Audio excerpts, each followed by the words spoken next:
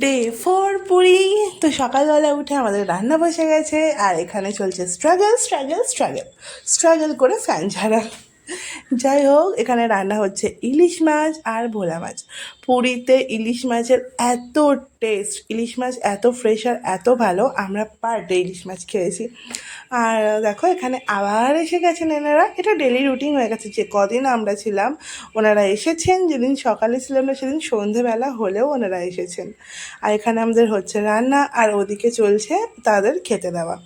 তো তারপর হচ্ছে আমাদের আজকে ছিল একটা স্পেশাল দিন, যে কারণে আমরা গিয়েছিলাম পুরীতে।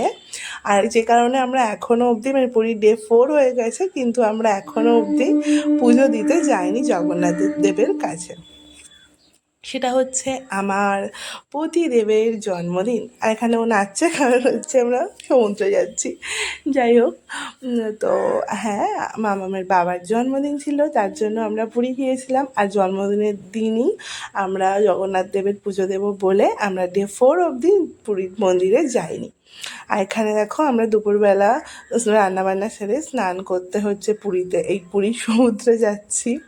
তো যাওয়ার পথে একটা মিষ্টির হচ্ছে মাথায় করে মিষ্টি বিক্রি করে লোকাল লোকজন, সেখান থেকেই চন্দ্রিমা অনেকগুলো মিষ্টি কিনেছিল। আর সেই মিষ্টিটা আমরা পুরীর সমুদ্রের পাশে বসে ছাতা মাথায় দিয়ে সবাই মিলে খাচ্ছি। আমরা সবাই যখন একসাথে থাকি খুব আনন্দ করি, খুব ভালো লাগে। তারপর আমরা স্নান টান করে বাড়ি ফিরেছিলাম, খাওয়া দাওয়া করে ফের সন্ধ্যাবেলা বেরিয়েছিলাম। আর এখান থেকে একটু আইসক্রিম খেয়ে আমাদের বরদেরকে আমরা আলাদা করে আমরা চলে গেছিলাম একটা সারপ্রাইজ কেক নেওয়ার জন্য, যাতে রাত্রেবেলা 12টার সময় ওকে সারপ্রাইজ করতে পারি। তো তারপর আর কি, তারপর আমরা 12টার আগে ডিনার ফিনার সেরে শুয়ে পড়েছিলাম। ঠিক 12টার সময় চন্দ্রিমারা কেকটা নিয়ে হাজির আমাদের রুমে। আর তারপর দেখো,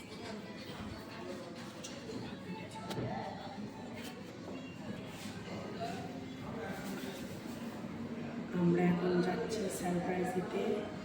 বউ রেডি, আমরাও রেডি। চলো। 12টা।